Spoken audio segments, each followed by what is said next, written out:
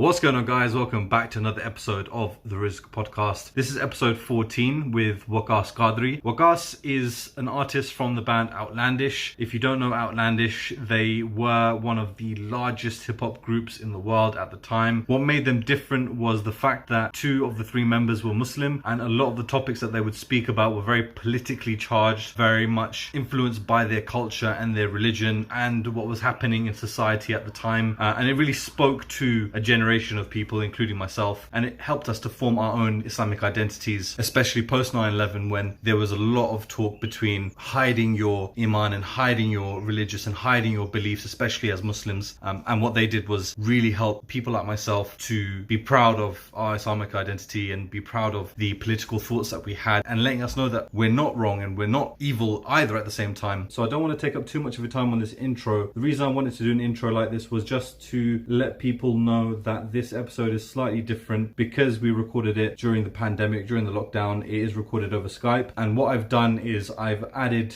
clips from Waqas's life, music videos, stuff like that, to kind of paint the picture for people to really understand where he's come from and what he's talking about, and give context to what he's talking about as well. So make sure that you check it out. Go follow him on Instagram. It's at Waqas Outlandish. Make sure you follow myself, No Rizq, and subscribe to the channel. And I hope you guys enjoy this podcast. Make sure you leave a comment below letting me know what's your favorite Outlandish song. If you haven't heard of Outlandish before and you're listening to them now for the first time, leave a comment on what your favorite song is that you've heard. And also check out Waqas's solo work. He has an album called One Foot in the Sink, and he's released a new song as of I think 3 days ago now, called Rock Bottom and Mountaintops, which is actually a very, very profound song about mental health, and I think it's just an amazing song for people to listen to and reflect upon. So hope you guys enjoy this podcast, and yeah, let me know what you think in the comments. Like the video, share and subscribe.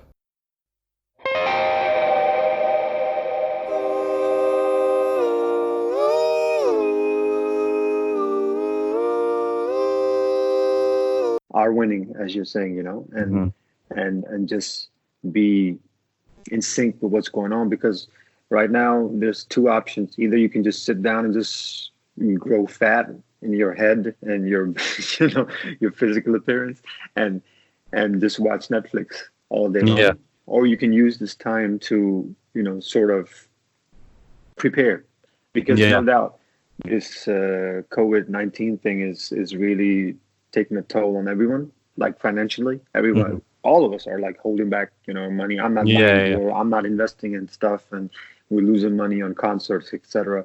So we don't have like we're not like millionaires or anything. So we also have to think forward. Okay, how do we best get through this situation? So it's a good time to just try to rewire your whole system and try to figure out what are we going to do about this. I know it's easier said than done. I mean, the first week of the lockdown here, I was like, okay, what am I going to do? And then I was like, I always work from home. So I just got into the routine of doing what I do: get up early, have breakfast, take a shower. Most importantly, get dressed. If I walk around like a bum all day, not showering and everything, I'm going to feel like it. And my work ethic is going to be like that. So I make make this into an exercise, like get up in the morning, get dressed, make my breakfast as I would, and get to work. And it's my wife and my kids. They're like, what are we going to do? What are we going to do? Because they're so used to going out, and I'm used to staying in and working. So I think what you try to get into a routine and get into that mindset of, okay, how do we plan forward? But if you get into I've tried that too, many times before in my career, that if you're feeling not inspired, it's okay. It's just your brain telling you need to chill for a minute. Okay. You just need to relax, and it's okay, because your brain or your mind, maybe it's too overwhelmed with work from a period of time, so just take it easy. It's okay to be bored. It's also what I tell my kids. It's okay to be bored, because from boredom comes creativity also, and it gives your mind time to, like my daughter the other day, she was like, I'm getting scared of my thoughts. I get into so many thoughts. I was like, it's because you have so much time.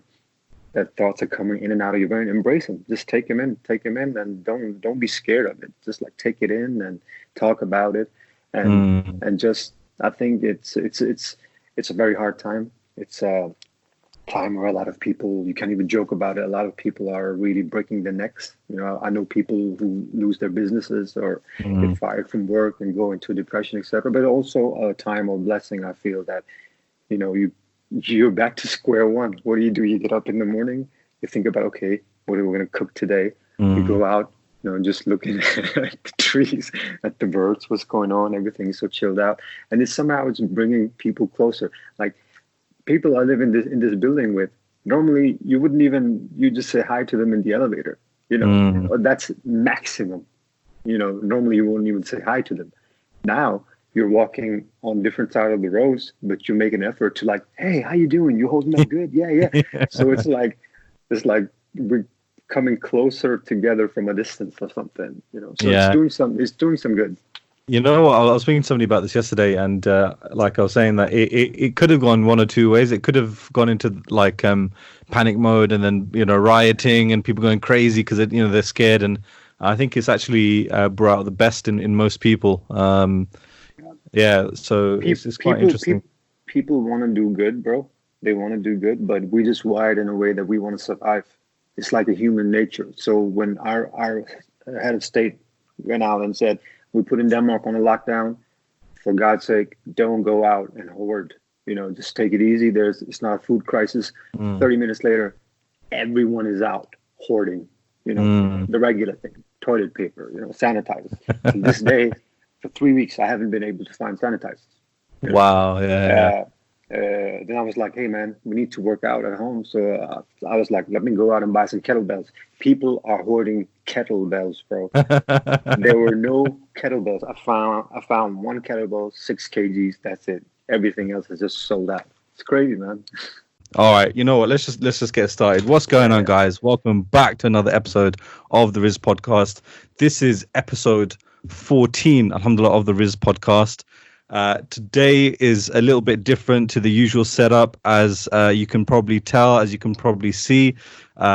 We are doing coronavirus edition of the Rizq Podcast via Skype. I'm here speaking to someone who has inspired me from a very, very young age. I want to get into some detail about kind of how this person's music affected and impacted me in my life and my journey. For me, it's an honor to be kind of sat here and talking to Waqas. Waqas is an artist of the group Outlandish, and I think just generally, even in the last 20 minutes as we were talking, the amount of value and wisdom that like we've just poured out in 20 minutes. We recorded like 10 minutes of it, but like the rest of it, man, it's just between me and you. So alhamdulillah for that. So what's going on, man? How you doing? I'm doing good, bro, alhamdulillah. And you know, it's like this physical distancing, brings people closer together, alhamdulillah. Yeah. So I mean, it's something good comes with it, as we spoke about before. Not to make fun of the whole situation, but it's good to see that people are really rebooting their whole system. The society is rebooting. The nature is rebooting, and we as humans also are rebooting and finding what our core values are and our skill sets, and then putting all that into work some way. Absolutely, and you know what, I was thinking about the video that you made yesterday for your Instagram, bro. That was like the quality of that video. That I was thinking like that's beyond like even what Casey Neistat type of. Do you know what I mean? Like that quality.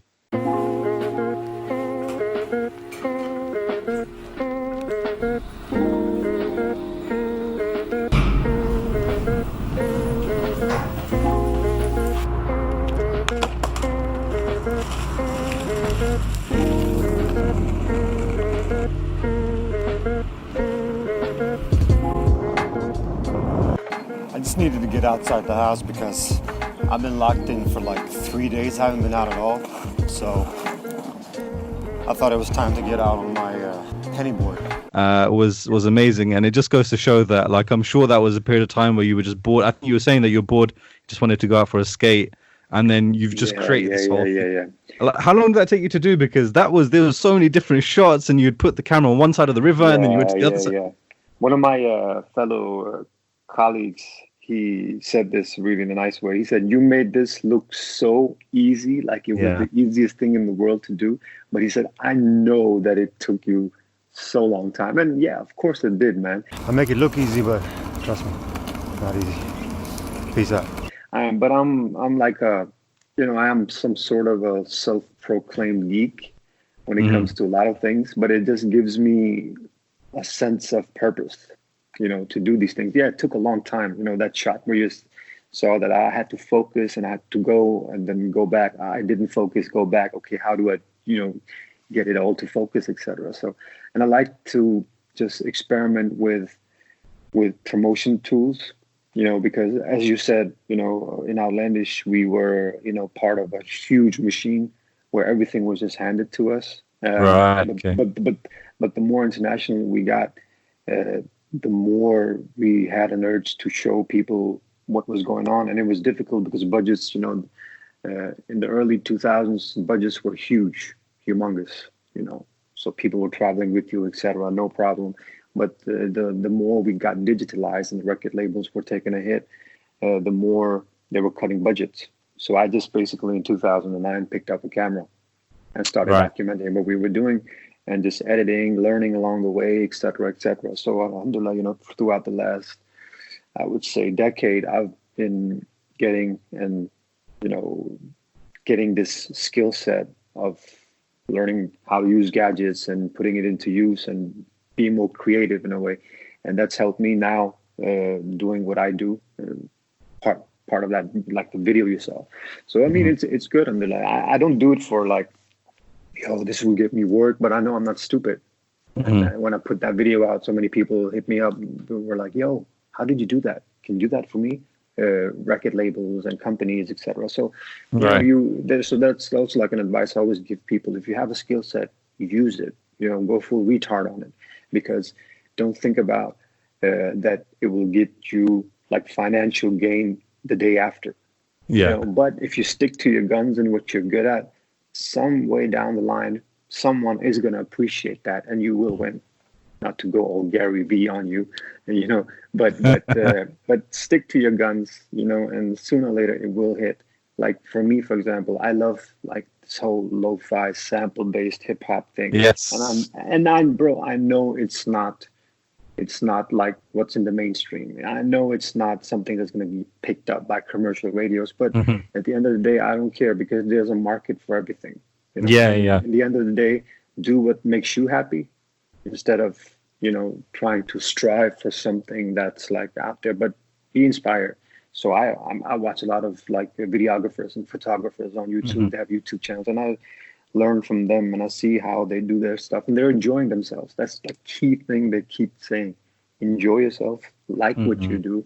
If you want to go out and spend half a day shooting a promo video that's like a vlog for your new single or asking people to help promote it, and it's going to take you half a day, not everyone has the stomach for that. I do because I like it. It's like a challenge. I like to put myself in that position to do that. So I just grab the camera, go out and think about it like while I'm on the way. That looks nice, so it's not thought through. People are like, "Oh, you must be giving it so much thought." Sometimes I do when I'm brushing my teeth. I'll be like, "What should I do today?" Okay, let's just pick up the camera, go out, see what happens.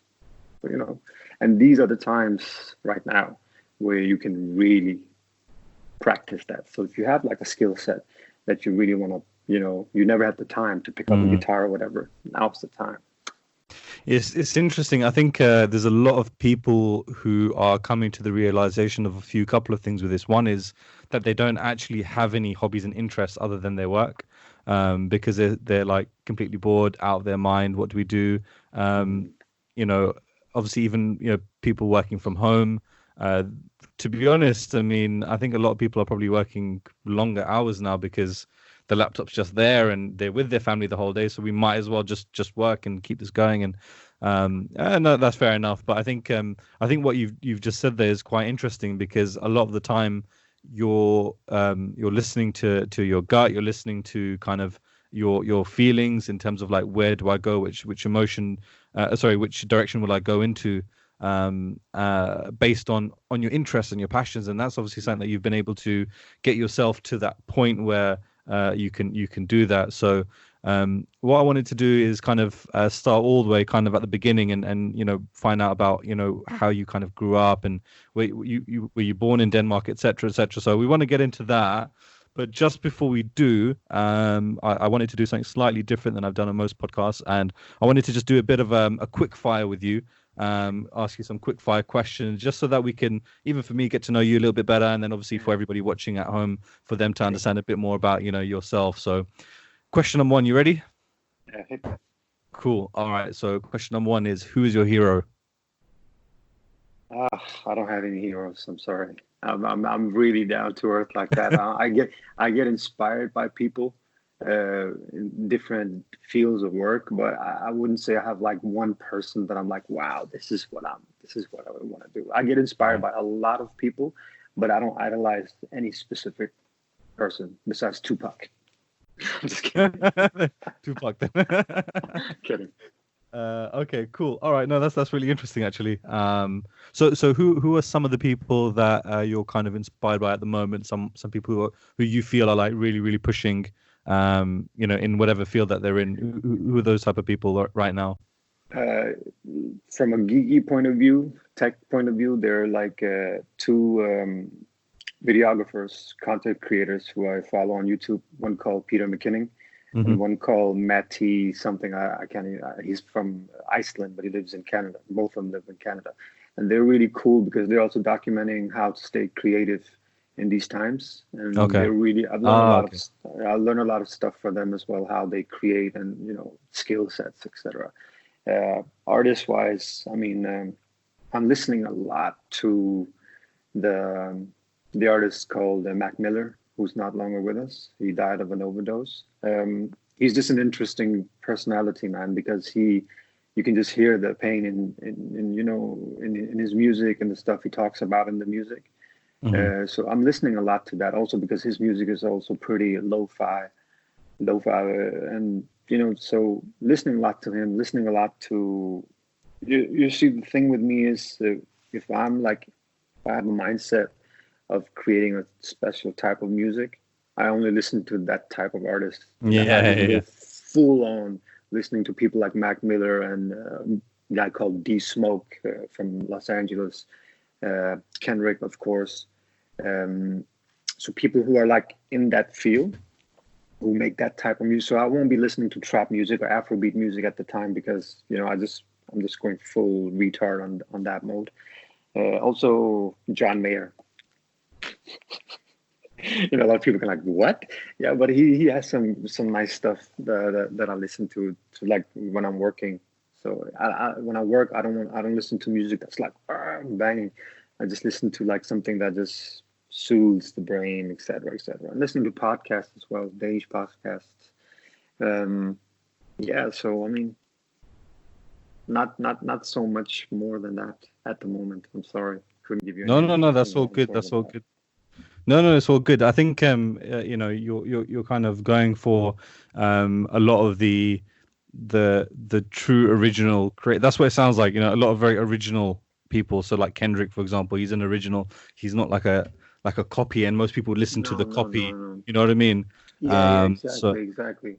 And also, and also actually, a guy like if I want to learn some new words, I listen to Russell Brand. He's pretty crazy, he has these Instagram stories where he just goes on about a topic and he's got some words, man. That guy could be a phenomenal rapper. He's got Russell Brand. He got a vocabulary that's like amazing when he just goes on, it's pretty cool. Yeah, no, he's a bit of a legend, and from what I understand, he's actually genuinely like behind the scenes quite a nice guy as well. Which is he's changed, from what he used to be to what he is now. He's like really in touch with himself, and I love people who are really at ease with what they are. Like he'll put up his arm in the camera, and the hair will be hanging out, and you'll be, he doesn't care, and he'll be spitting these like truths and these. observations about life that are really interesting. No, that's really cool. All right. So if you could live anywhere in the world, where would that be? Oh, anywhere in the world. I like Denmark, man. Sorry, Danish people, we are like that. I mean, I've been all around the world. I would switch, the Danish weather out with the weather of Los Angeles, maybe, or something. That's like somewhat nice all year round. I like the LA vibe, actually. I used to love the New York vibe, which was very like urban, blah blah. But I like the Los Angeles. I like the colors. I like the whole mood. I know it's very superficial, shallow, but it's just like the mood of the city is nice. Not the people, but the surroundings. So I really like Los Angeles. If I didn't get sick every time I visited, Pakistan would also be pretty okay. But the system is just like completely the opposite of the Danish. As people know around the world, Denmark is a very secure system. We have our issues, but like for day-to-day basis, everything works. So we've been around the world, but we always love coming back to Denmark because that's like it's home. It's everything works, and if people try to skip lines here, you don't never do that here. Okay. People are very. The system works. So if you just step a little bit out of line, people are just like, yo, you're stepping out of line. What's going on? So Denmark is a really nice country to live in. A lot of countries, including Imran Khan from Pakistan, he uses Denmark as an example of a well-working society. I mean, this country is more, has more Muslim values, funny enough, than Muslim countries have. When it comes to animal rights, elderly, the way we take care of the elderly, the welfare system, et cetera, et cetera. So, and here people, of course, there's some really unfortunate souls who are homeless, but some people, they even choose to be homeless. If you want a home, if you want to be part of the system, you can. There's nothing stopping you from it. But of course, there are some people who are unfortunate mentally and financially, that they're so far out that they can't get into the system. There's some things about that. But yeah, man, I would pick another country more because of I don't know, the landscape, maybe. The way it looks. Denmark is very flat. I love Denmark, but it's very flat. It's too flat. I like Yeah, you're like, yeah, no, I understand. I had a feeling that you might have said Denmark, actually, because from everything that you've said, you're very passionate about being Danish, being from Denmark, the music, the culture, everything about it. So yeah, I did have a feeling. What's your biggest fear?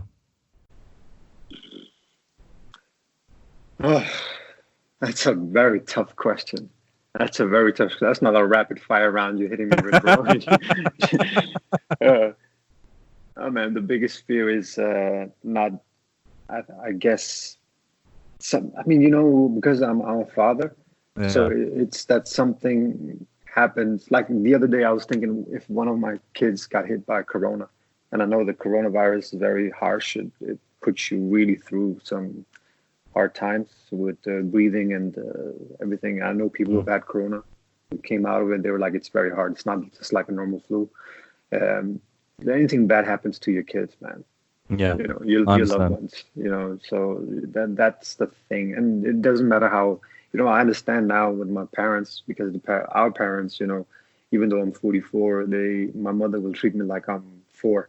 And sometimes that will annoy you. Like, come on, I'm a grown up man. Come on. What's wrong with you? But I know where it comes from, and I have the same with my kids. No matter, my son is 19. Still, if he just passed his driving license, but I know the stress and the nervousness he went through, and just that was like getting to me. Like, I wish I could just tear the world apart and just do something and give it to him, so he doesn't have to go through those emotions. But those emotions are important for development. But as a parent, that's the biggest fear we have, is if something happens to our kids.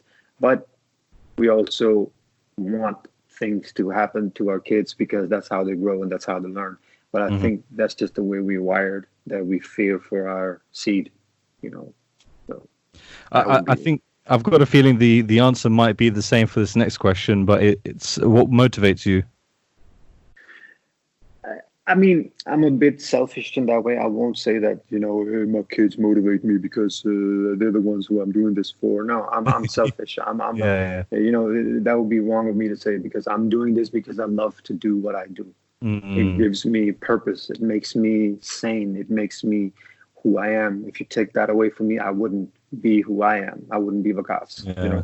And that's what I teach my kids is do what you love to do. Don't do it for my sake. Get yourself an education. Don't do it for my sake. Do it for your own sake. You have to live your life. Mm. I'm not going to live your life. You're not going to live my life. You know, if you, so I try to be as creative as possible also for them to see that, okay, Pops is doing some good, he picks up the guitar, he's creative. Mm. Hopefully that will have an effect on them and Because they their get to see development. enough of the normal, like the normal academic, the corporate, Yeah, work, and yeah, they get yeah, to see a lot of that exactly. normally Yeah, everywhere. exactly. So I'm not doing it for them. I'm selfish. I'm doing it for myself because when I do these things for myself, I can be a better father for them. Mm. I can be a better person. I can be a better, inspiration and motivation for them, hopefully, to go out and do what Mm. they want to do. Because, as they see people, we live in a culture of guilt. It's like we're forced to get an education. We're forced to love our parents. We're forced to love this and that, and so we're not doing it out of, our own choice in a way, because we're like, hey, you have to do this. You have to be part of the culture. You have to, and for me, I think it's wrong in a way, Mhm. because you have to love your parents out of free will. You have to be there for your kids out of free will. You have to be creative out of your free will. So it's really a matter of self growth and loving yourself first, because you can't Mhm. love other people if you can't love yourself. If you hate yourself, you can't go out and love other people or your kids. So we have to do things for ourselves. For us to be able to do stuff for other people. Yeah, no, I completely agree with you, and I think I'm of the same ilk because it's getting a job as a taxi driver is, I mean, that the reason I say that is because that's very prevalent within our culture. That's much more of a stable career than being Yeah, a Muslim definitely. artist, you know what I mean, or an artist in Yeah, general. yeah, Like, yeah. so if you're doing it for I mean, stability, exactly. So, like, if I was to do this for my kids, I yeah, would be doing something else. I would be making booty shaking music, because that would provide me with a lot of cash, yeah. and a lot of money and hits, and I would go out. But we took the hard way. We in Outlandish also, we took and still take it that way, that we do music for ourselves, what makes us happy, Uh-huh. and that will resonate with some people and it will not resonate with some other people. But we were Hmm. privileged and lucky, timing and etc. That what we did exploded, and Hmm. we had a hit song like Aisha and Look Into Hmm. My Eyes, Guantanamo, and all these songs that became so big. They were so you could not avoid them. They were so Mm. lo-fi that you had, I mean, bang, right there. So that was it was a good period in time, and people were like, yo, how did you do it? Da da da. And it's like, it was meant to be at that period of Yeah, time. there's some songs where you listen to and you're like, oh, this was a banger, and you Mhm. listen to other songs, you're like, oh yeah, that was good. Some of the songs that you mentioned, like for example, Aisha, Guantanamo. For me, I could name most of the tracks off your first couple albums, Awesome. you Yeah. know. But like for example, Aisha is an iconic song. That's Mhm. almost, it transcends even kind of, because that version that you guys did, because that was a remix, right? You that was, is it Cheb Yeah, it Khalid, was isn't it? I can never pronounce that word. It was an interpretation of Okay, Shem. okay. It wasn't even a cover, because the only thing we kept was the melody and the I Aisha see what part. you're saying. Yeah, But yeah, yeah. but it was So it like was an like inspired interpretation. by that. Yeah, it was like a street hip hop type version. We wanted to take that to and represent the suburban streets of Copenhagen, where we're from. So, Mm, and it couldn't have been made anywhere else at that period of time, because we were at the right time, at the right moment. We had the right experience with the original at the barbecue parties with our friends in the suburb where we live in Pakistan. Summertime. Isam came back from Morocco. He had heard it there also. We had the CD, put it in, and this shisha and kebabs and all your friends, and you're just listening to that album Sahara, which was the album by Right. Chef Okay. Khaled. Okay. Okay. And Okay. it was like 95, 96. And that years later, we were making Bread and Barrels of Water, the second album. We were in the studio and we were just doing our thing. And I remember we just had a moment, all three of us, and I just put in the CD, put on the song, and I was like, listen, if we don't do a version of this song, someone else is going to do it, and we're going to regret it for the rest of our careers. I'm very Bollywood desi, when I explain stuff. So they were just looking at me like I'm some idiot. Like, what do you mean, man? It's like, trust me, we have to. But how are we going to do it? And then, while we were producing the album, I remember that Wyclef and Mary J. Blige released a song called Please Call 911. Yeah. And I heard it. And he was like, they were in front of the street and they were just like, jamming. Yeah. The beat and the bass. And I was like, hey, man. And I think I don't know if it was Linya Isam were like, this track mixed with that track. Wow. Okay. If we put those two vibes together, this could work.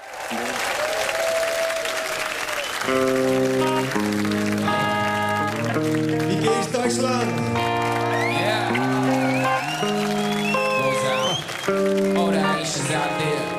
I had to work with a producer called Mintman, and he was like a funny fella. He was like, he's like have you seen Shrek? Yeah. You know Shrek, right? Just imagine a white Shrek. Okay. He was called Mintman because he has a house in the middle of city in like a backyard, and there was like mint leaves around the house. All right. Well, okay. I get that type of guy. We meet him for the first time. We come up, and he's like in these military pants, no clothes on, like big pumped guy. And everything is just like, there's like this Thai scent of like, Thai curry and like, those, what do you call them? The incense. Yeah, exactly. Incense. So we just come up and he's like, hi guys, want to make some music. Picks up the guitar, and he's awesome on the guitar, and we just explained what we wanted to do. And the rest of history, we did the song, and years later we did Calling You. With him in the same studio, so Okay. We only did 2 tracks with him throughout a career, and that was some of the two biggest. Calling You is again like another classic song that like I listen to very, very often. And it's interesting you mentioned about him picking up the guitar, because I was going to say with Aicha, the first thing that you hear is that guitar. Yeah. And as soon as you hear that, you know what time it is. You know what song is about to come. Yeah. You know what I mean? So, yeah. And to swear to God, to be honest, and it wasn't even planned. You can't plan these things. You can't plan to make a hit song. You can't plan that the guitar has to be this way, or he could have been in a different mindset and played it in a completely different way, and it wouldn't have been the same thing. So everything happens for a reason, I believe. You can't just recreate that. We could we could pick all the big producers we want, go to the studio, but we can never create a song like Aicha again. And that's often the thing that's like the gift and curse of a song like that, because after you release that, you have a hit with that, everyone is measuring you and comparing you to that track. Everything else you do from that point will be compared to that track, and you can never do that again. Every artist has this one song, or every painter has that one painting, or whatever. Every football player has that one match, that everyone remembers. And you can, something magic happens, and you cannot recreate that. And you should always strive for doing something good. But we have made the mistake that we just tried on our record label, the European division of BMG at the point. They just wanted another Aicha. And that somehow didn't destroy us, but it like pushed us in a direction which was different, because everything had to be, we unfortunately somehow gave into that. Okay, we're this big now, we have to and you can't, you can't. The best thing we could have done is just go out and continue to do what we do, and just go with the flow in that way. When you try to chase that thing, that mountaintop all the time, it's too hard, man. It's too hard. Yeah, no, I completely agree with what you're saying, and that I can understand as well, because that album, Bread and Barrels of Water, uh, is such a raw album, in the sense of like you Mm. can feel it. Do you know what I mean? Like you can feel the Yeah, emotions yeah, from each one of you in that album. yeah. Also with Closer Than Veins as well. I mean, those two really, really Mm. like my if anybody asks me what my favorite song is, I don't know if it's my actual favorite song, but I would always tell people to listen to Come Again. Cause do you know what I mean? Yeah, Because it yeah, was yeah. just so different. When I heard it, I That's a was like, jam. "What?" You know what I mean? I was like, The "What is this?" story behind that is so crazy. I had like a CD from our record label, like an old CD that they gave me. Like it was a Eurovision Song Contest winner from 1954 or 64, I think, Wow. Danish. They won with Yeah. that song. So I was just home and I had like a cracked version of Cubase where I could on my brother's PC where I could chop up samples. So I was Yeah. just Yeah. like chopping up that sample, chopped it up, boom, boom, boom, brought it to the studio with our producers, and they were like, "Yeah, this is cool. This is we're gonna work on that." But then the day we were gonna work on it, I was sick, and I in my head I had like planned this old Kanye type approach to it, you know. And I came to the studio and the guys had went totally not trap, but the whole 808 type vibe, Mm. and I hated it. And I was so like a like a little stupid kid that's in the studio, and everybody, no, this is cool. We're gonna do this. This is awesome. And I was like, man, I hate it. And then I was like, okay, let's go for it. Then I was writing, and I just went Urdu on it. I went Urdu on it because I was like, nah, I don't want to rap in English. I want to be like, just like kid who just like. I do an Urdu verse, and I did the Urdu verse, and it came out really nice. And Yeah. it gave me on YouTube. It gave me the unofficial status of being the world's fastest Desi rapper or something. Not But bad. it turned. But in retrospect, it came out really nice. Cunning. Yeah. That was with if I remember correctly, Saladin was on that as well. Yes, Saladin was on there. A Swedish rapper called ADL was on there. And a Danish Palestinian rapper called no, Moroccan, sorry, called Osama. Oh yeah. He's Uso. His name is Uso.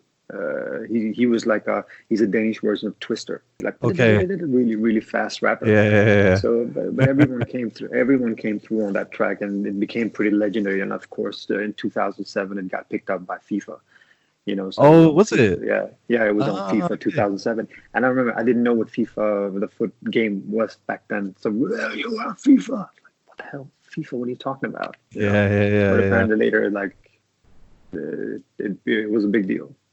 That's actually like a big thing. Like now for artists to get their song onto FIFA is like Yeah, yeah, that's like an accomplishment for them. Like, yo, yeah. It we're is. on It is. FIFA It now. We made it, type of thing. is. Yeah, because the FIFA, they always pick tracks that are a bit like out of the norm. Yeah. They're not like too contemporary in that way. They're very like, wow. They give you Yeah. that effect. And now that I think about it, Come Again has that. Because it's just like kids spitting bars and this Danish Yeah. hook line that's like, yo, come again. Plus it has that come again in Danish, and come again is the same thing. So it's like, Right. when we Okay. used to when we used to tour England back in the days, people used to sing come again. They didn't sing Right. come again Okay. because it's so similar.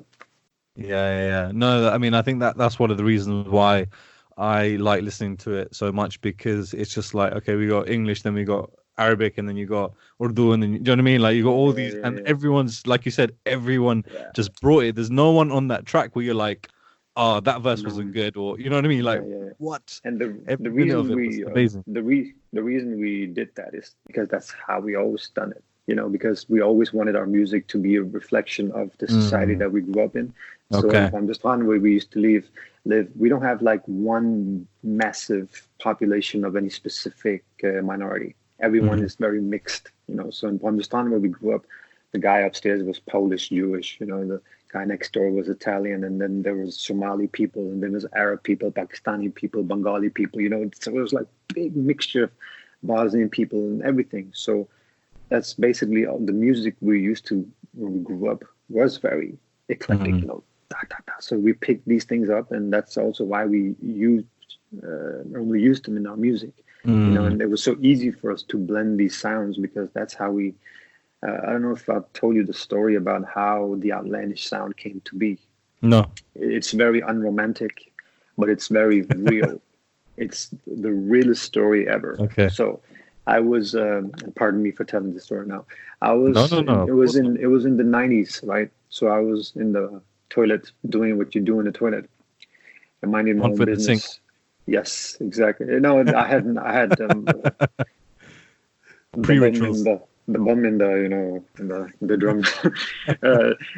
So I was sitting there, and Tupac was pumping in my bedroom. Yeah. And my sister was playing some Bollywood song in her room, you know, with a flute and the high pitched voice. And when it's like a concrete building, so when you're in the loo, you know, the sounds get filtered. So all I could hear was the drums from the Tupac and the bass, and then I could hear the high pitch from my sisters. And like a couple of seconds, you know, it just beautifully blended, and I was just like, I had an epiphany, you know, there on the loo, like what? Forgot the lota, everything, just toilet paper, everything just went haywire. And I remember I got out and I was like, what the hell happened? And then I remember I called the others like, yo, you have to check this out. We have to do this and that. And you know, that's how the sound came to be. And no one understood that in the beginning, because when we went to the studio and explained, producer, yo, take a beat, mix this Indian flute or this Arab sample, and let's they were like, you can't mix hip hop with these things, you know. So even for producers back then, it was very outlandish, and that's also why the name Outlandish was so fitting, you know. So, you know, it's interesting because I think around that same period, like you're saying about timing, right? Around that same period, I remember, I can't remember what year it was released, maybe 2004, 2005. So again, very much in that time period, there was Timbaland and Magoo, and they had that tune, Indian Flute. And then there was also like that Dr. Dre tune, Galio Ka Jaman, you know, whatever the song DJ is called. Quick, yeah.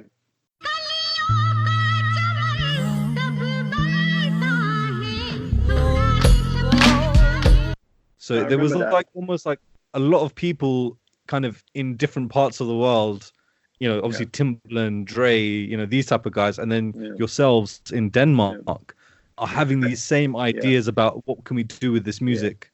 We there's like a what do you call it when it's not a tale, it's like you know, something, you know, people, the rumors that because we started experimenting with ethnic samples already on the first album and the second album, which came out in 2002, and we almost broke through in the US. L.A. Reid, who was like the big shot at Arista, he actually signed us to Arista in the US. So we were on the sample CD, which went all across the world and in the US to all the labels and divisions, that these are the songs and artists that we're going to focus on. And it was us.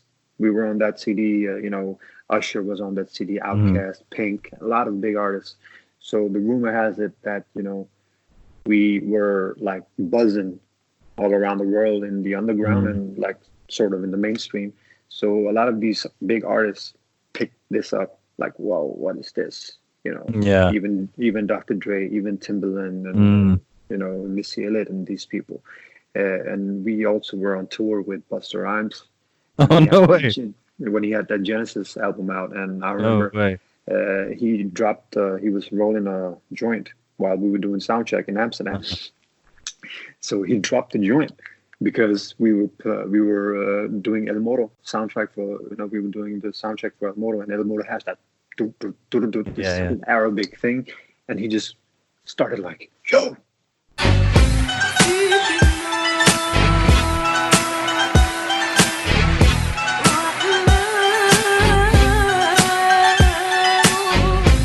He just came up to the stage, yo.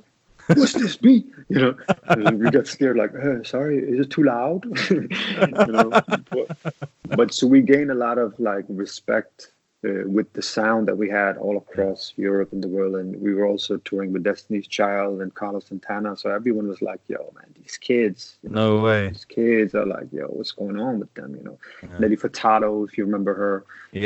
She would be singing Aicha, Aicha. And we were like, yo, what the heck's going on, And even Snoop Dogg, like, what up, kids, So, of course, when you're on the way up, you get to mingle and see these people at shows and, different venues, etc. So we had that whole thing, not to say that, that's like, yeah. But, we've been around, we've seen people. I remember I met Will.i.am at the airport in Copenhagen. We just had a talk and then I ran.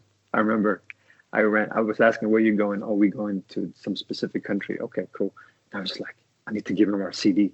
So I ran to one of the record stores in the airport, bought bread and barrels of water, ran across the airport to the gate, found out which gate he was at, and just gave him the CD. That's amazing. I just gave it to him. It's like, you're going to love it. Just like, peace out. And he was with, the others and Fergie, etc. So, yeah. There's a lot of funny stories from around the world. No, that's really cool, man. So, just kind of, we did touch upon it in terms of where Outlandish came from. What I want to know is, Waqas, where were you born? Where did you grow up? And were you born in Pakistan or were you born in Denmark? I was born in Denmark. You were born in Denmark, okay. Yeah, my father, he drove all the way from Pindi to Denmark. He was actually going to Sweden, but he got rejected. And so it's a long story short, he ended up in Denmark. My mother came and, we kids were born here. Very regular upbringing, middle class upbringing in a suburb of Copenhagen. My mother always used to, sing in Urdu what we call naate. Like a naat, like a sheet, gatherings, and so she brags, it's he takes it from me, so my mother was always creative, she would always make all these cool things, and so I think I got some of my creativity and urge to create from her. My father always been a hardworking man, so he was the standard Pakistani father, going to work all day, coming home a bit slightly annoyed at us, not getting good grades and all that stuff, and the head shake, etc. So, very regular stuff.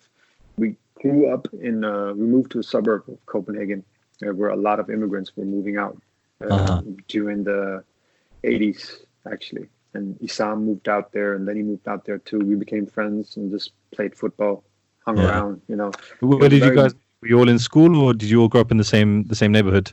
We grew up in the same, how do you call it, in the same block. So Pakistan, it's consisted like a horseshoe type blocks. Okay. Yeah. And we lived in the same. So we grew up together playing football and just hanging out, doing regular stuff. And then we started breakdancing together. And rap. So the hip hop culture like really, really kind of influenced you guys when you were growing up in like the 90s, and I'm guessing.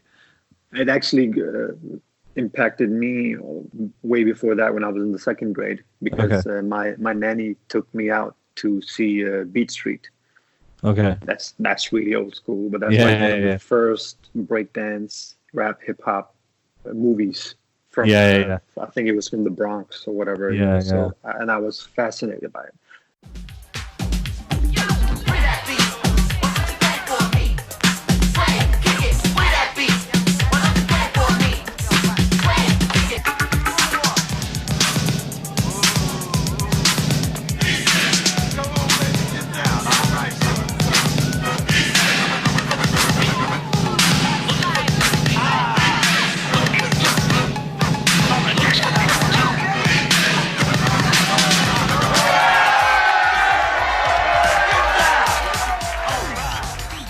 So I remember when I was a kid, I used to start Electric Boogie and, all these things. I was really fascinated. And it kind of like stuck with me. So I was really, also in school, I would be in plays where I would like break dance, etc. So actually I I kind of forced Isam and Lenny into it because they didn't have any interest in like breakdance. Like, yo, we have to breakdance. They used to come to my house, put down mattresses, and we just jump, like do backflips and all that stuff. And then I remember then I was like, yo, we need to rap, because it was because actually we were hired to breakdance. We made like a breaking crew, so we would like breakdance against others, And I think both Lenny and Isam, they were like, this stupid Pakistani man, what the hell's wrong with them? Let's do this stuff. And I would like buy us matching, caps, etc. Like we call ourselves the X Posse, YGB, Young, Gifted, and Brown. And I was very fascinated by hip hop culture from the US. And I remember we were hired, and this guy was like, "Yo, you have to rap." No, you hired us to dance. Now you have to rap. So we were giving some mics. And we're like, yo, and we were good because we were dancing and like, busting some rhymes, whatever, from other rappers that we knew. And I remember he gave us 10 pounds each. And we were just like, oh, we can make money. And we were like, 15 years old. Like, we can make money from this. And we slowly switched into rap, writing bars, etc., etc. I picked up Cubase and like chopping up samples because no producer wanted to work with us, because back then studio time was expensive, and it was like it was held in high regards to be able to get into a studio. It's not like now. So we had to learn a lot of stuff ourselves. And that's also where Outlandish comes from. Something bizarre, something strange, people have not heard about before, exotic, foreign. So I think my urge to be creative has always been there with me, and it's still with me and will continue to be with me even when I'm 60, 70, hopefully, inshallah, So it's what keeps me sane and what gives me purpose in life, basically. I think if I went back and got a 9-to-5, it would bring me a stable lifestyle and I wouldn't be so stressed out. Because, music industry is very up and down financially. But it's what I love. It's what I am. And I wouldn't say it's too late. You can always make a switch to something else. But I like what I do. And my kids can see that. They see a happy father who loves what he does. And hopefully that inspires them when I'm dead and gone, that they will remember me for this. If anything, they'll remember me for this, that my father, he pursued what he loves. And it will inspire them to do the same thing. I feel, I won't say I feel sorry for my father, but I would have wished that, because they spent their whole lives trying to provide for us and giving us a stable lifestyle, because they have expectations, because they left their countries, even though people were like, you shouldn't go, you should stay here and take care of your parents and father, but still they left. So there was a lot of expectation. That's also why they didn't like me being a musician, because you know how our culture is again. That's why you went to the country, so your son could be a Marasi, So it's so it's like it's not success for them and their the people behind, because success is, so Chaudhry Saab, what is your son doing? Or he's a doctor. Iqbal Saab, my son is a lawyer married to a scientist, Qadri Saab, what about your son? My son is a rapper. But I will say my father became our biggest fan. And he could see that, that we weren't pretending to be something that we're not, that we were still the same and that we were doing good and it wasn't changing us as people. And, that his friends started, Qadri Saab, man, your son, he's doing a very good job for us brown people. It's very good. So I think they were very, they became very positive in that way, to see that we were doing good. That's one thing that I'm fascinated by when I speak to people, especially when I speak to Pakistanis in particular. Obviously, being Pakistani, I know what the culture is like. I know what the expectations are. One of the things that fascinates me is in your story, like you said, there's a period of time where people are achieving academic highs and career highs and all this type of stuff. Lots of people in IT and medicine and engineers and all these types of things, and it's easy to give that. Not easy. It's not easy to do, but it's easy to go into that and follow that because you're being encouraged to do that all the time. And obviously, as you're being encouraged, you're like, okay, cool, fine. I'm getting a bit of a shot of dopamine every time I read this book, so I'll just keep doing it and I'll go to my exams. But what fascinates me is people like yourself, where you did go against the grain. Everyone's telling you go this way, and you're saying, I'm passionate about this, so I'm just going to follow it. What was that like? I mean, how did you, I suppose, convince yourself, or did you even need to convince yourself to follow this path? Did you balance it? Did you focus and you still tried to get the A's whilst doing this, or were you full into this and you're like, I know I'm going to make it, this is what I'm going for? I'll be like 100% cutthroat honest with you. I consider myself pretty mediocre. I've always considered myself mediocre, dealt with low self-esteem, not believed in my abilities to do anything in life. I still have that. I mean, I'll be completely honest with you. When I was growing up, I was very insecure about myself, the way I looked, that my elbows they looked like elephant heads. My fingers were darker than all the others. So sometimes I would have like long sleeves and not wear shorts. I have a big nose, so I wouldn't want people to look at me from the side. So I would always be like this. I would wear a cap all the way down because so people couldn't see my face. To like hide behind something. And people often ask me, "Oh man, you were so rebellious. You went against the grain." I was like, "Nah, man, it just happened. It could easily have gone the other way. That I would just have taken a path where I would have become an engineer." Actually, I joined as a construction engineer. I never went one day. They sent me letters, etc., invitations for this and that. I never went because I just followed another path. So it was, and even now when while Outlandish, we were on a high. I was dealing with a lot of like confidence issues. Because we all had to fill a role. And mine was apparently like, you have to be the entertainer. So I took on that and learned how to deal with, handling crowds. And I'm awesome at it. If you ever see me handle a crowd, it's I'm very good with crowds. I've come to be, but I'm a very, not a shy person, but I do have self-confidence problems and issues, and my cousin pointed it out with this new track that I've done. It's called Imposter Syndrome.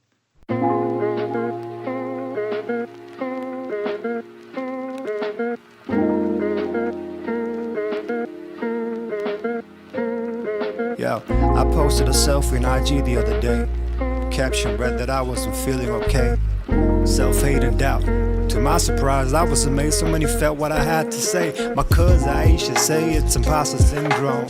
When you're feeling like a failure, who will be exposed? Low self-esteem overdose, so you stay out of sight. Still, you take 10 pics for IG, but delete them all, right? You cannot fix your identity, so you stay out of sight.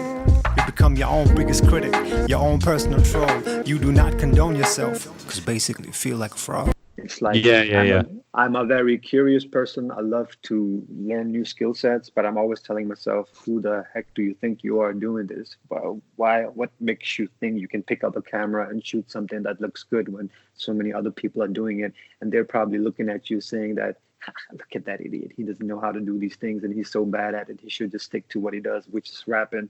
And at the same time, every time I pick up a pen to write, I'm thinking to myself that I'm not a rapper, I'm a bloody Pakistani who should be working in a grocery shop. And not even that I would be successful at because I don't know how to do business, So I have this voice constantly, bro, in my head telling me these things even till this day. It will stay with me, but I've learned to invite it in for chai, give it some Rusk biscuits, have a conversation with that voice, but not let it overpower me, So I think that's what makes me unique, is that I I get annoyed of that voice, and I put myself in a situation to prove that he's wrong. That part of me is wrong, telling me that I'm not worth anything, because that's what imposter syndrome is like. It's like you put yourself down. You have the feeling that other people are looking at you, telling you that you're bad, and they're just waiting for you to fail. That can be a dominant feeling, man. If you haven't been through it, that can be a very dominating feeling. I'm not a depressed person at all. I'm a very happy person, simple person. But that self-doubt is constantly there, and it gives me fuel. It fuels my creativity in a certain way. So I embrace it. I keep it with. Would you say that it kind of gives you a bit of a chip on your shoulder because you're like, you know what, I've got these thoughts, because what I believe is your thoughts are echoes from conversations and sounds and everything that you've experienced over your entire life. For me, like everyone else, we have that voice in our head, and I've only recently come to the realization that this voice is actually just a culmination of all the people that just said these things to me in those moments. Now it's become almost like a truth, and you know what I mean. And now and funnily enough, and possibly because I was listening to your new song a couple of times yesterday, because I wanted to listen to it as many times as possible before seeing you today. But like even last night, I had some thoughts, and as I was having those thoughts, I kind of caught it, and I was like, "Oh, so you're the voice. This is the voice. This is the voice that I should listen to. This is the voice I should recognize as the person who doesn't want good for me. Yeah. For me to fail, I should listen to that voice." Yeah. And I actually, the thing is also, I've come to the realization, people are not thinking about you.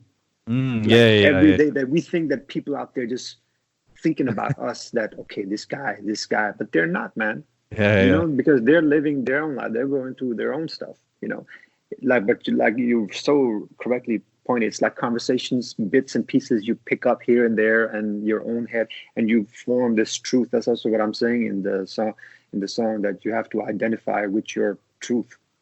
What is your truth? You have to ask yourself these questions, and for me to make a song like that, it's just, I couldn't have done this like years ago. This is just me also, an age factor, I think, and I've had all these experiences that I can just be so honest. And people are like, yo, why are you being so honest? Like, why not? I mean, this is what my music is about. My music is an extension of me, my thoughts and etc. So I have to do it. I have to talk about these things, Absolutely. So there's because obviously you had so did you have 2 albums before Bread and Barrels, or 1 album?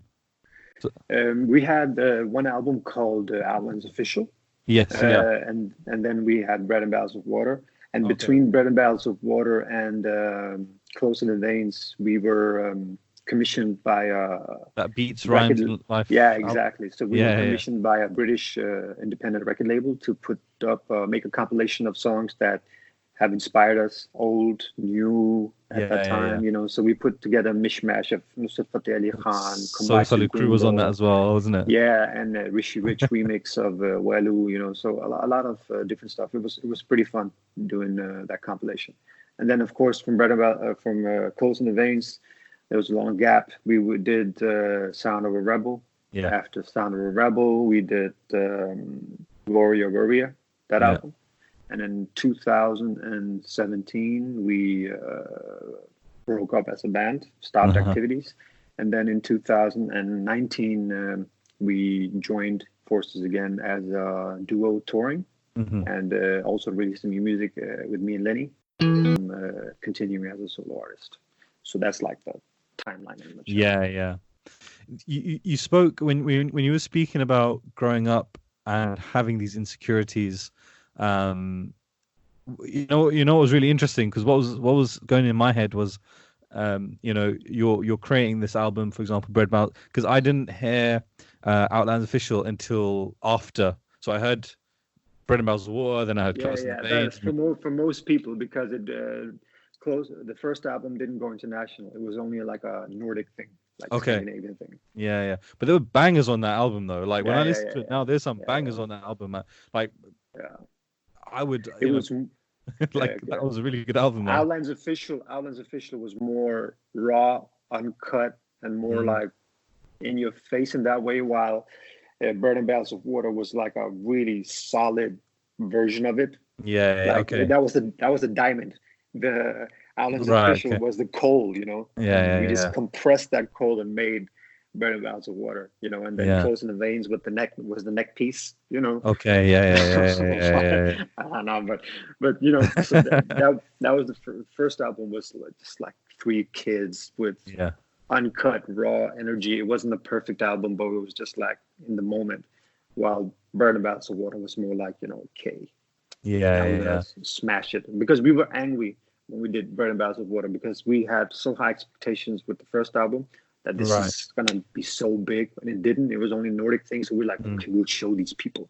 So we just went to the studio. We just sampled all these things that we hadn't done before, and like it was more, you know, out of not rage, but like to prove everyone that we were here to stay. So yeah, that's why. So, as I was saying, Burning Barrels of Water, when you're making that, you still had these kind of self-confidence issues at the time, and from the sounds of it, it was based very much in terms of, you know, your race and your appearance and what people would be saying and how they would look at you. Think, and the reason why I was actually quite, as you were saying that, I was quite moved actually, because I'm thinking back to when you released it, and I kind of said this at the beginning. So for me, 2001 was a very big year for everyone, but you know, for me, 9/11, when that happened, the reason I say that was a big year is because I had 11-12 years of living normally as a brown boy. You know, I lived in a society where it's fairly mixed, lots of white people, lots of brown people, lots of black people. You know, I never really encountered racism, to be honest with you. I never really encountered racism. And it was only after 9/11 that I started encountering racism. I remember the first time I ever experienced racism was when I was walking through a park. And funnily enough, it was some like Irish gypsy guy who had like a very thick accent, Irish accent, was like, "Get that out of our country." And I was like, "Mate, you're in my country." Like, do you know what I mean? Like, what do you mean? Like, I didn't understand it. It didn't make sense to me. Like, what do you mean get out of your country?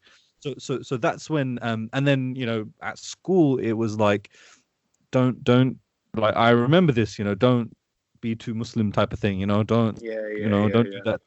And I remember when Outlandish came out, and I started hearing, I was like, so it's cool? Like, you know what I mean? Like, I'm cool. Yeah. I can be cool like this. Yeah, exactly. It's funny you say that, but because we've heard in that period of time, we've heard that a lot.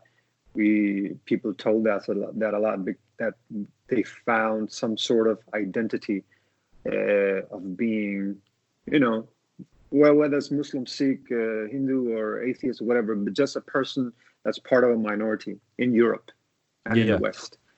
During these times, because bear in mind, also Sikh people got attacked because people were so ignorant that they thought they were Muslim or whatever, you know.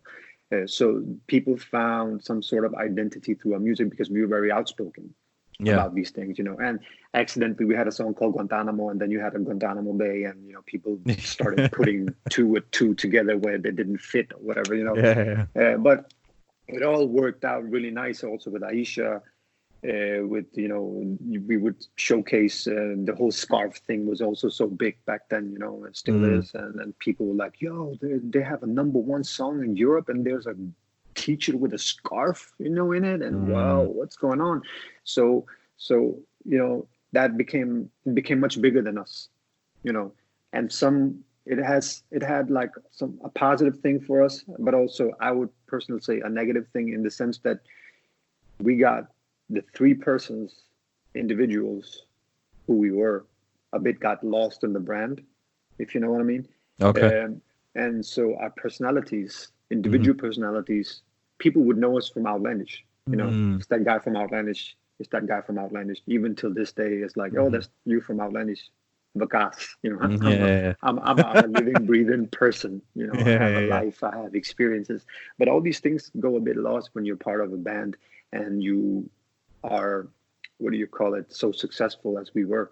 So you are the band, you are the brand. You know, you're people don't care about you as a person, individual, your thoughts, whatever. It's just a brand. They just want you to be that thingy, you know.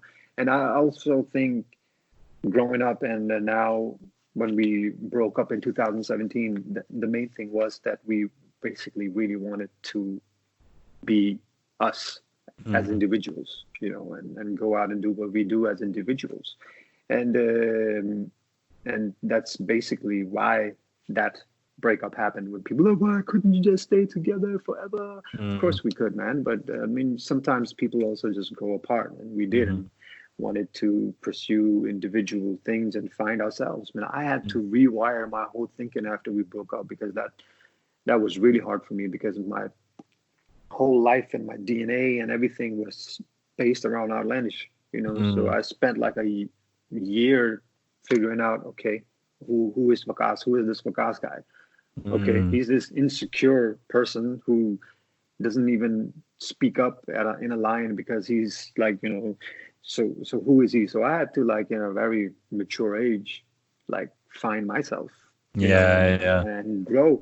And it was only in 2000, like I told you, 19, that we was like, yo, man, I think we should, because we have a legacy. So maybe we should put together and just start touring at least, because there's a lot of people who want to like see us perform and et cetera, et cetera.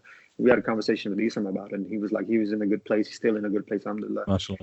Pursuing, he's like really strong in his output of what he's doing. Like, he's really come into what he is. When I see him do his thing now, it's like, that's him. That's what he was meant to do, you know. So he's good where he is, and we were just like, yo, me and Lenny, we want to do this, and everybody was happy. There was no like resentment or hard feelings or anything. So we started touring, and now we're gonna like releasing new music as Outlandish. And of course, I know, like, also, yo, it's not the same. It'll never be the same, man. It can never be the same. We know that, but that's not the purpose. It's just part of our DNA and who we are as humans. So why not continue that beautiful legacy as long as you can, you know. So that's what it sounds like the purpose of starting Outlandish was because you were three friends who had a passion for music, and you know, your own identities, and you wanted to represent that, and it just seems like it's one of those things where it's like when and if that kind of feeling comes back, then that's when it's going to be best anyway. You know what I mean? Like you were saying with Outland Official and Bread and Barrels of Water, you guys were just together working, and if you were to do anything now, like you said, the bigger you got, the more diluted it almost became, because of the brand and the machine and the corporate and the money and the audience and the targeting. And then when you start thinking of music as a businessman, or music as, I don't know, like a commodity, you know, you are the commodity type of thing, and you know, I'll just get pushed here and I'll get pushed there by the PR machine. You know, exactly. That's what happened. You end up losing a lot of love. You know what I mean? Yeah, you hit that in a nutshell. And now the thing why we went back together as a duo now is because we found that joy again.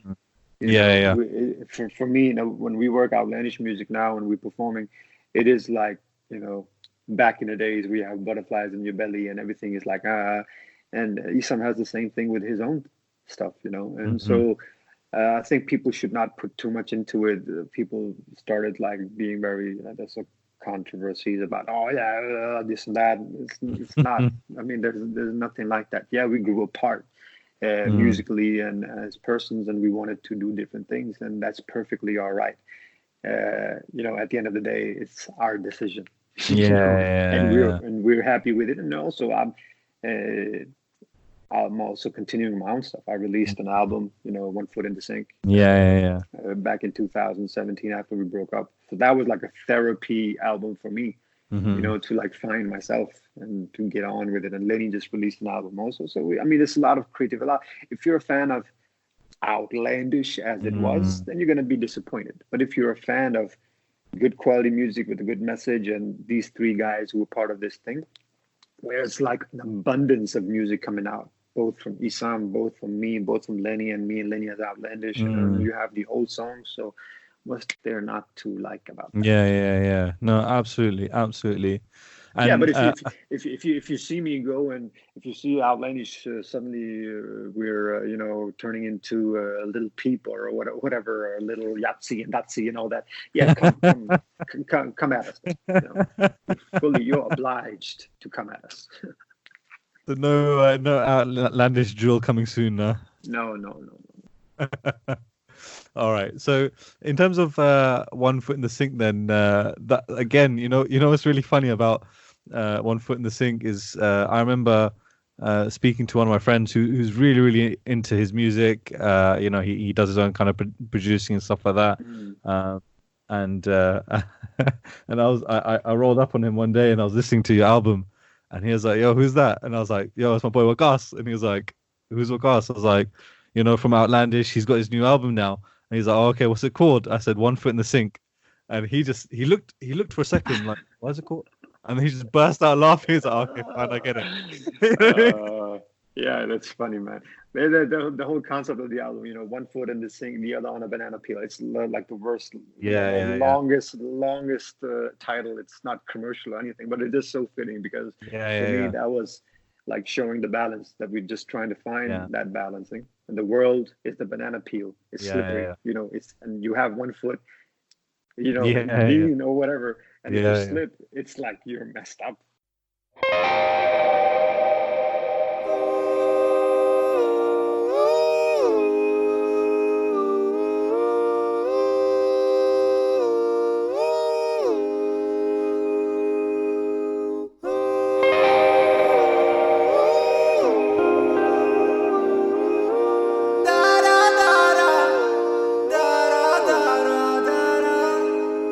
Yeah, in preschool I was kind of a dork. If the kids were like, "Why is it you can't eat pork?" I wasn't good at sports, so I never got picked. And what's up with the kebab and the rye bread? Ew, that is so sick. We didn't celebrate Christmas at home, so I danced around the prayer rug in my room alone. When Ummi said, "Better go pray your namaz," I used to sit on the rug with a comic book on the side. Life was pretty okay, a little confusing at worst. More like a blessing, nothing at all like a curse. I was a little chubby kid, so innocent, just trying to find a balance with one foot in the sink. With one foot in the sink. With one foot in the sink. With one foot in the sink. Yeah, we're striking a pose, and we're trying to find a balance in the world so cold. Behold!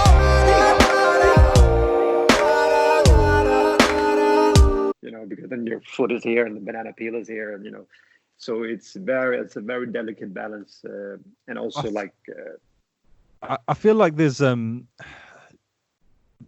so when it comes to music, you've got your, I suppose your bread and butter, little Yachty, little Yahtzee, Illuminati, whoever it is, right? And then you've got your those who are focused on the Muslim scene, right? Just that we are in the Muslim scene. Like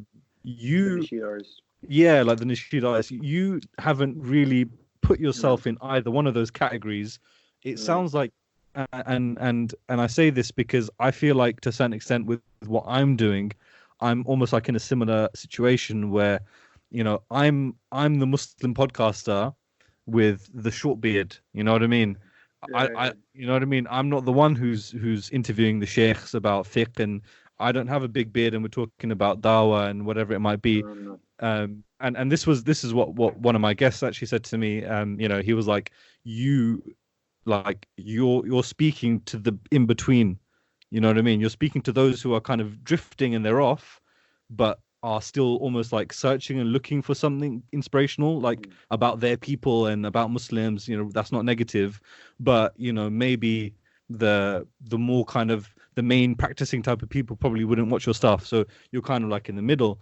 And I realized when that person said that to me that actually the only people that have really catered to that is Outlandish, and from a music perspective, that you have spoken to that especially at the time when it came out, when as a 14, 15, 16-year-old, you're kind of lost anyway. Most people that I know anyway are a bit lost in that sense of, religion and society and culture. You're getting a bit older, your friends are out drinking and partying and whatever.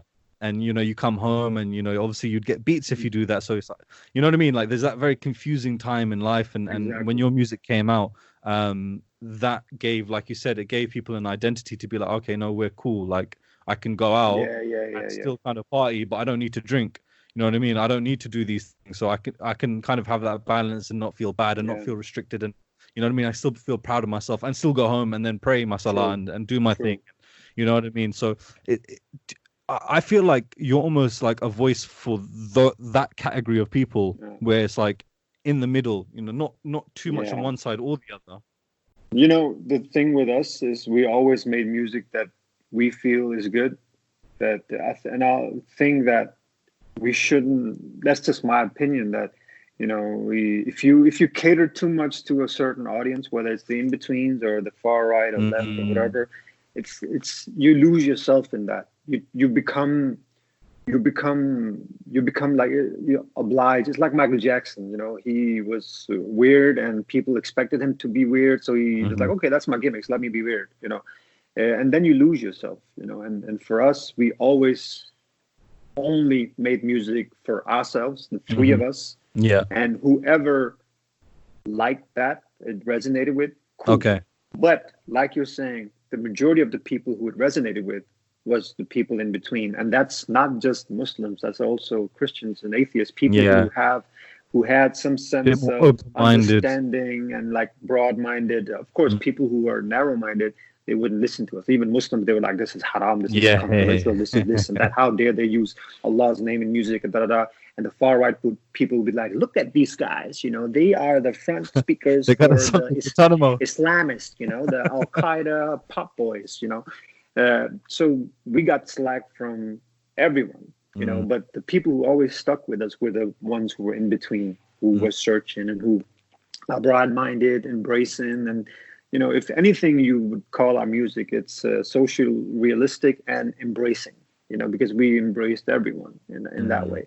So you're right about that. But always, my advice to people is always don't do stuff for other people's sake or to cater for, you know, unless you're a business and you know, okay, if I cater for these people, it will make me this amount of money, because then that's your thing. But if you're creative, always be creative for yourself. And some people also come, yo, I want to do some stuff that will uplift people and it will be good for, you know, da-da-da. It's like you're in it for the wrong reasons then. Yeah. You know, uplift yourself and it will automatically uplift other people. If you strive too much to like, yo, we have to uplift people, I have to do this because people will be da-da-da. We need to get people good t-shirts with a good message. No, give yourself a good message. Wear a t-shirt with a good message for your own sake. And that will inspire other people, you know. Like no risk. Also, if you, come on, man. I mean, I've had conversation with people. I'm like, you know, when the Prophet ﷺ, he helped old lady, or he helped, you know, with the garbage and all these things. I'm not an expert. I know he helped people. He didn't help people with the set of mind. If I help her, she will do shahala and then she will become a Muslim and I will win. Yes. No, he did it because he was a blessing to all mankind, you know, and he was doing it for the sake of good. You know, and that's the thing, man. Too many people out there do things, whether it's make t-shirts or make brands or music for the wrong reasons, basically. And many times these people, they fail. So if you get into the nasheed world because, I'll be successful because I'll sing to the Muslims and they'll like it. And, you know, I'll lose Allah. It's like, come on. You can scare a person away with a very bad speaker and a bad azan, and you can also draw them with a beautiful voice. And, you know, so you have to respect your craft first, and you have to have the right intentions to that it brings you peace, you know, because that's people not stupid, man. They can see that. They can see if someone's authentic and doing it for the right or wrong reasons. And what I really like about your music, you know, One Foot in the Sink. By the way, my favorite song on One Foot in the Sink is Mere Khuda.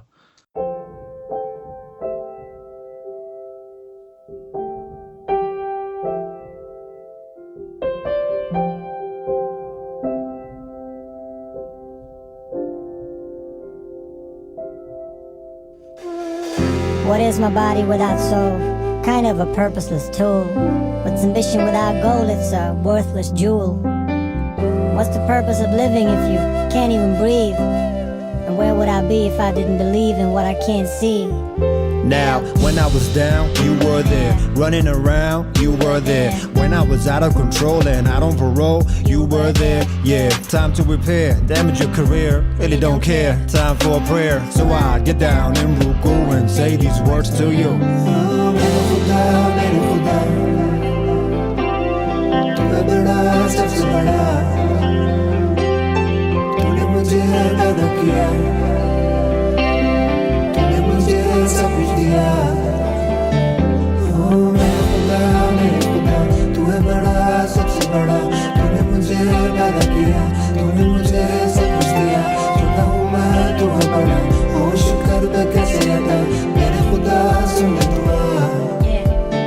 When you wanna put it on, they say take it all off. Let no one decide for you, do what you wanna do. Always stay true to you. Sometimes it's hard to breathe, to see the light at the end of the tunnel and still believe. While some spread bullets, some spread seeds. That's just a vibe, man. You know, you can just like chill to that song, man. Like, really. But then if you listen to it, it's deep. You know what I mean? It's got that. I can chill to it and vibe to it, but then if I listen to it, I can gain something from it as well. But your new song, Mountain Tops and Rock Bottoms. Rock bottom and mountain tops, the other way around. Rock bottom and mountain tops. Rock bottom and mountain tops. Yeah. Rock bottom will teach you lessons mountain tops never will. Rock bottom will teach you lessons mountain tops never will. Rock bottom will teach you lessons mountain tops never will. Never will. Rock bottom will teach you lessons mountain tops never will. So chill. That and like I said, with One Foot in the Sink, and then also this new track that you've released, it's, I don't know, I think I listened to it slightly differently, being a 30-year-old Pakistani male, because it resonates with me in a very kind of obvious way, in the sense of I've been through a lot of the experiences that you've been through. Not from the career perspective, but in terms of like your iman, your deen, friends, family, these types of things and stuff like that. So it resonates with me, possibly slightly differently than it would with than others. But what I really like about your music is you're very honest about every single thing that you're writing and that you're saying. From I can't remember the lyrics, but I remember hearing it, I was like, yo, that was deep. Something about shaitan taking you away from your deen, and you're trying to always get back to that. In the song, the new one, I say that I started doubting myself. This is affecting my health. A mind is so powerful. This is a cry for help and for affection. Didn't feel a lost presence in my sujood, but I felt shaitan waswasing, you will lose. I didn't feel a lost presence in my sujood, but I did hear shaitan waswasing. Yeah. This battle and everything that you hold there, So it's like sometimes you get these epiphanies, and being honest is like, I think that's one of my strengths in my music. But that's all I have, that I can share. And I've found that the more mediocre the feeling is, the more it resonates with people, because it's not mediocre in a negative way, but it's like common feeling. Like as a Muslim, as a Muslim, it would be very common feeling that you don't feel a lost presence. But while you're praying, you hear shaitan all the time. It's very normal, but not many people will talk about this taboo. In One Foot in the Sink, the song, I say that, when my mother used to say to me, go to your room and pray namaz, I would go and I would sit with a comic book, and if someone came in, I would just throw it on and I would, so it's very taboo to talk about, but it's very normal. It's real. It's real. So that's the thing that I've always tried to is keep it as real and authentic as possible. And those experiences are right in front of your nose, and my nose is very big, so there's a lot of experience right there, even though it seems so far away. But so that's very, embrace your faults and your downfalls, and use them as strength, I would say. Yeah, I think one of the things. So recently, I've been doing a lot of research on addictions and why we are addicted to certain things. And when we first started this conversation, you were speaking a lot about rewiring the brain and doing, having a routine. So you wake up, you don't look like a bum, and you actually do your work and you get things done, even though, you know what I mean? So from your perspective then, the music that you're releasing, do you see it as, do you see it as anything other than just an expression of yourself? Like you're saying, you're not doing it for anyone other than yourself. So when you're releasing it, do you think, okay, this could, help, this bar could help someone? Or is it just generally like, actually, if I heard this myself, this would have helped me, or this still helps me now? What's your thought process? That's the thing. I don't think I write to help people, but I do know, I'm not stupid. I do know that it will resonate with a lot of people. If it resonates with me, because the feelings I have in general are very common to so many other people. So if I write it, I know they will help other people. And everyone knows about mental health. Not many people talk about it. In Pakistanis, we're very like, oh, pagal nahi hai, No, he's going to a psychologist. Camera pagal ho gaya. It's not like that. Mental health is real. A lot of people go through mental health. Also, our elders have probably gone through it. So it's they just don't talk about it. It's taboo. We like to present a perfect version of ourselves, even though behind the facade everything is falling apart. We have to maintain a nice presence towards other people. That's like a very Pakistani way, very Desi way. But when I write, I just always do it from this particular song. It happened on Instagram because I put up a picture. I was going through a time, like a month or two, where I was like really feeling doubtful about myself. So I had like a couple of friends that really helped me, really had some nice conversation with some friends, including Saif Adam, that just like brought me up. And I put that picture up, and it just resonated with so many people, sparked the conversation, and that inspired me to do the song. Actually, I did the song 2 days later. Production, lyrics, recording, everything, bang, it was done. It was like a feeling in that moment that it just happened. And I was at that moment, I just knew, okay, this is right. This is nice. This needs to get released. But I also knew that this will not create waves at all commercially. So I told my manager I'm just going to release it myself, because I have a little record label, just my name on the side, where I release these things, creative things that I know that there's no point in trying to go the mainstream way with these type of songs. I also did a year ago, I did a song called TAK, Take a Knee, which was inspired by the whole Take a Knee movement, and I know that these songs won't create waves, but they're very powerful statements from my point. From my side, and I know that, and I also know that it brings me more credibility. Just adds to the credibility to release these type of songs. That's not the reason why I do it, but from a business point of view, I know that this keeps you active, doesn't it? Keeps me active. Yeah, it keeps your name in the conversation going. And regardless if you think it's boring, you can't point to the song and say it's bad. You can just say, and I know that.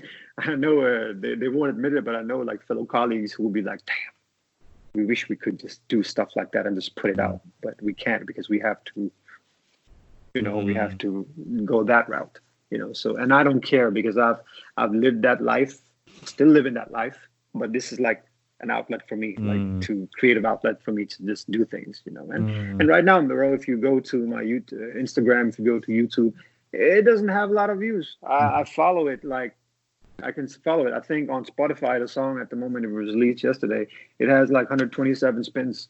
I can see it real time, and it doesn't bother me. Seriously, I swear to God, it doesn't bother me. Of course, we all want that I would just explode, but I know I'm realistic, and as long as you're realistic and you won't get disappointed, won't get stressed out, you won't be like, oh, why is nothing happening? Because it's not meant to be that. If that happened, then J. Cole would be number one all the time. Then a lot of these, conscious rappers, low key, and Riz Ahmed, he would stream millions and millions and millions of times, But we know that music like this and messages like these, sometimes they're too much for people to handle. In a way, people don't want to listen to it because they want to be entertained and in different ways. No, absolutely, and I think just to kind of cap things, because I just realised that I've had you here for about 2 hours now, so The last thing that I wanted to kind of just mention, which was based on what you just said, I listened to a podcast yesterday with M. Huncho. I don't know if you've heard of M. Huncho before. Yeah, I'm Hunter. Yeah, I know him. Sure. But I mean, for me, he's kind of one of my favorite artists at the moment. That's good. Because I think, I mean, although his lyrics are pretty graphic, there's an underlying message that I listen to, which is about kind of pushing forward, working for yourself, creating your own business and your own brand, and you know what I mean. Like that's what he's pushing, and I think people don't hear that, but like that's what I get from him, and it's very motivational listening to some of his songs in the morning, for example, just to get working. Yeah. But I love it, man. I love.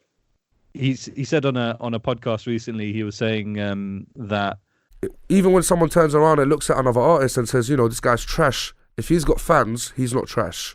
He's just not your cup of tea. There's other people that you would look at and you say, oh, they're rubbish. And it's like, okay, that's fine. But, they've got fans. So it's not that they are rubbish. It's not a subjective thing. You know what I mean? It's not binary. It's not rubbish and great. No. It's this person is great for me. And there's enough people in the world who just think the same way, and they also attach onto that. So I think when I think once again that this almost could be one of those points. For example, like you said, when you were listening to Tupac and the Bollywood Churiyan that was coming through the bathroom, and you merge those two things together. I really do believe that speaking about mental health and the way that you're doing it as well is you're doing mental health from almost like an Islamic perspective as well. Like, Shaitan is coming. He's saying this, what's in your mind, and he's telling you to lose, and he's forcing you to do this, and you're giving into him. I think personally that this can and should be spoken about more, and I think the more that it's spoken about, the more people will then start to realize, like, oh, you know what, I can get this from music now. I can understand this about music now. It's out there, bro. I mean, it's the only thing I would say that I wish was different is that music like this, podcasts like these, they get a better outlet. Because at the end, when it comes down to it, it's all promotional tools. How big a promotional machine do you have to promote these things? Like, I would love this podcast to be number one on, Spotify's, whatever. I would love my song to be on Spotify UK, New Music Friday, etc., because it's an important message. But I think the more people who it resonates with do their part, because look, you're putting a podcast out, I'm putting music out. It's the listener, I would say, if anything, people watching this, you're not obliged to do anything. But if anything, you should take this and help spread it as much as you can. And alhamdulillah, I see that with people with the song. They're like really spreading it without me telling them. They just like screenshot, bam, bam, because it resonates with them and they feel an urge to spread it. Most people won't do it because they're like, But if anything, if you want to give back to us, people like me and you, you want to give back to us, help spread the message. Absolutely. Basically. That's all we can ask for. Because if you're like annoyed that why isn't this getting more plays? Why isn't the podcast up there next to all these other crap podcasts about, Barbie dolls or whatever, then do your part at least and try to help spread the message. What can I only have 10 followers here? It doesn't matter. Do your part. Create the small waves and it will happen. Maybe not this podcast, maybe episode 200 will hit. Maybe not this Waqas single now, but in 6-7 singles out, I will, create waves or whatever. Yeah. But it's all, we give something, you take it, put it out. Yeah, and just to kind of cap things off, when you were talking about Aicha and how that kind of blew up and everything, again, I think the underlying message to that is you're just working the process of making a song. You're just going through the process of making a song to the best of your ability, and then you put it out. And exactly. You hope, well, you don't even hope, but what may happen is that it's heard by the right person at the right time, who then passes it on, who passes it on. You know what I mean? At the end of the day, man, at the end of the day, you can't plan it. I think you just need to have a positive outlook in life and creativity and not be overall selfish. Me saying that is because the next single we're releasing, me and Lenny as Outlandish, is called Root For You. And it's basically because we're also seeing that people, they don't root for each other, man. Regardless of which industry they're in or common people, we need to root more for each other. We need to encourage people when they're doing good things or they're trying to be creative instead of putting people down. So the song we're doing is really beautiful. It has like an Indian flute. Nice. I say Indian flute because it's an Indian guy who played the flute. So people are like, why is he saying Indian flute? Why not Pakistani flute? No, it's basically a bansuri, which is like the dominant with the piano. Really nice traditional Outland, soulful type sound. And the song's called Root For You. So basically, it's about rooting for people to be good and do good and wish them well, regardless, because your success doesn't take anything away from me. You know, and a lot of people, they often think that if I big this guy up, I will look belittled. It won't, so life is too short for that. Just if you see something good, that's like I told you before we went on, that I'm a fan of people. So if I see something that's good, I just go, and people sometimes get like, but you're Waqas from Outlandish, why are you bigging me up this much? I'm a fan of you. No, it doesn't matter, man. It's like if you do good, I want to be a fan of you. I want to encourage you. I want to put endorphins in your brain for you to be better and do good. Because if you win, I win. So your success won't take anything away from mine. And it's like Allah says in the Quran, when you give for the sake, when you give to charity, it doesn't decrease you. It's the same way when you give a shout out, that's not decreasing. That's only going to make you, But exactly. But like you said, not many people have that mindset. But I think that is what the world, and that's the balance that people like yourself and myself have to have and understand that. Yes. Not everybody's like that, but we still need to, and that's our test. Yeah, exactly. That we still need to be that guy who does say it. So I think like I said, it's just our test.